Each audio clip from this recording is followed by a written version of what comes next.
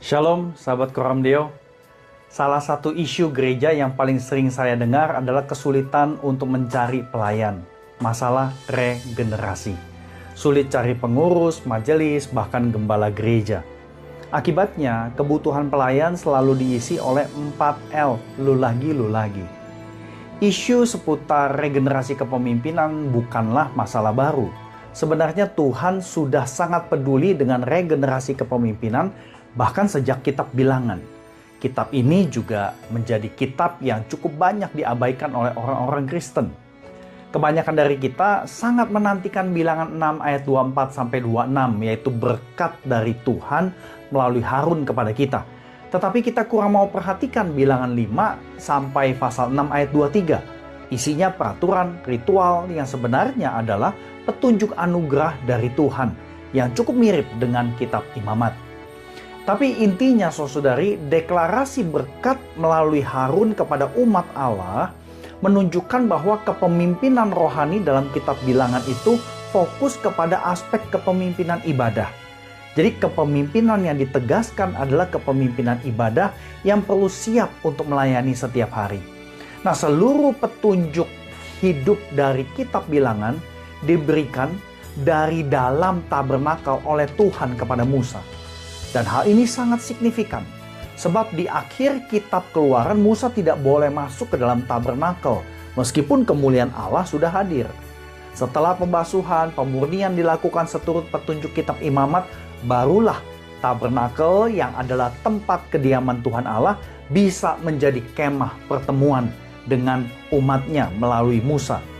Jadi sebenarnya kitab Bilangan adalah awal relasi baru dalam shalom yang terjadi antara Tuhan dan umat Israel. Lalu terjadilah penetapan kepemimpinan ibadah yang diberikan lewat perjumpaan Tuhan dan Musa dalam shalom dari dalam kemah suci. Jadi inilah snapshot ibadah Kristen menurut kitab Bilangan. Sejak pasal pertama dan kedua, Tuhan sebenarnya sudah mengajarkan pentingnya kepemimpinan. Semua dipersiapkan melalui sensus dan penataan kemah Israel yang mengandung makna simbolis spiritual. Jadi kepemimpinan yang ditetapkan Tuhan ini terkait dengan para kepala dari tiap suku dan tentu seluruh keluarga Lewi sebagai pelayan ibadah atau kepemimpinan rohani. Jadi boleh dikatakan kepemimpinan nasional satu bangsa sangat dipengaruhi oleh kepemimpinan spiritual, moral, melalui penyembahan yang benar dan tidak munafik. Tabernakel dengan awan kemuliaan Allah ditempatkan sebagai pusat perkemahan Israel. Tabernakel ini ada di tengah-tengah, mencerminkan Tuhan Allah itu sudah turun tinggal ke tengah umatnya. Boleh dikatakan inilah wujud Immanuel secara fisik di dalam perjanjian lama. Klimaks penggenapannya terjadi lewat diri Tuhan kita, Yesus Kristus, yang adalah tabernakel baru yang mewujudkan kepenuhan diri Allah dan diam di tengah umatnya. Kemudian lapisan kedua dari perkemahan Israel itu adalah keluarga Lewi sebagai pelayan-pelayan ibadah yang mengelilingi tabernakel dan mencerminkan peran mediator.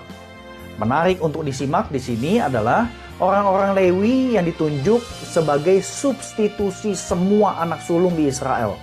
Selain itu, orang-orang Lewi yang bisa melayani ibadah adalah yang berusia 25 tahun ke atas sampai 50 tahun. Jadi usia 50 dan seterusnya, mereka itu membantu saudara-saudaranya, tetapi tidak melakukan tugas tetap. Boleh dikatakan ini sebuah sistem yang Tuhan atur sehingga regenerasi pelayanan ibadah atau kepemimpinan bisa terus terjadi. Inilah wujud imamat rajani yang digenapi sempurna oleh Yesus Kristus Tuhan kita. Satu-satunya mediator sekaligus kurban sempurna yang sanggup membawa kita mendekat kepada Allah. Hanya karena Yesus, kita umat tebusan bisa menghampiri tahta Allah, bisa mendekat kepada Allah yang kudus oleh iman. Kemudian pada akhirnya seluruh umat Israel 12 suku berada pada lingkaran yang ketiga dari perkemahan. Tuhan juga memberikan beragam aturan ritual kemurnian bagi Israel.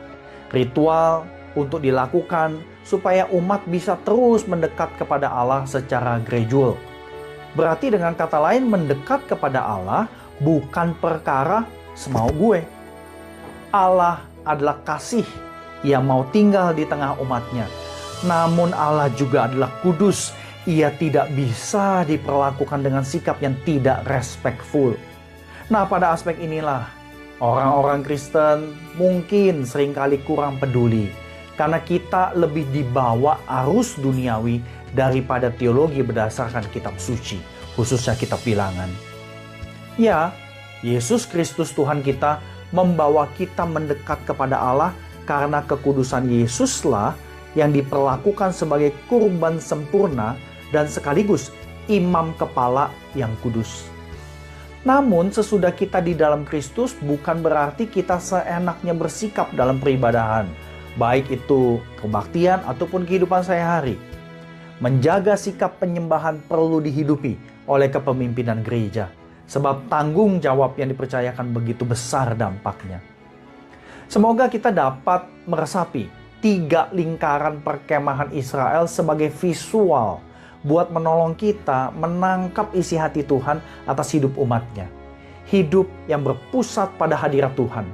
Ini diwujudkan melalui kehidupan ibadah tiap hari yang dilayani oleh para imam dan keluarga Lewi. Tuhan memberikan ketetapan mengenai kurban pagi dan petang, lalu lampu minyak pada menorah tidak boleh mati.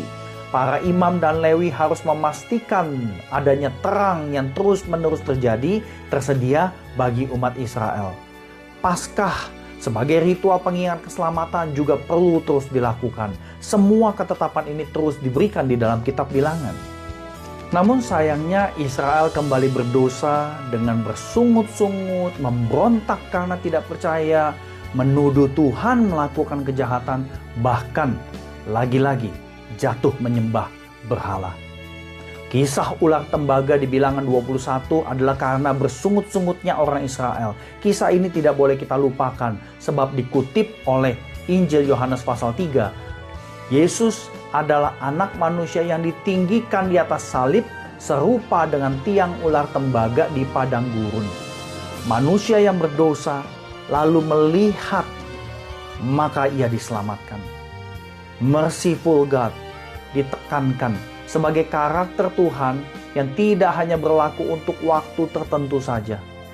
Sebelum seruan Tuhan di kitab Bilangan ditutup, ia kembali menegaskan supaya Israel tidak berubah setia dengan mengikuti ilah-ilah lain. Jadi isu penyembahan yang salah terus menjadi peringatan bagi umat Israel dan patut jadi peringatan bagi kita semua di abad 21. Sebagai umat Kristen, kita patut sangat waspada terhadap segala sesuatu dalam hidup yang sangat mungkin diberhalakan.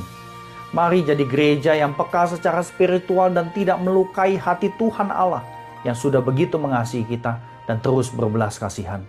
Beribadahlah karena kasih kepada Allah dengan hormat dan gentar. Itulah snapshot ibadah menurut kitab Bilangan.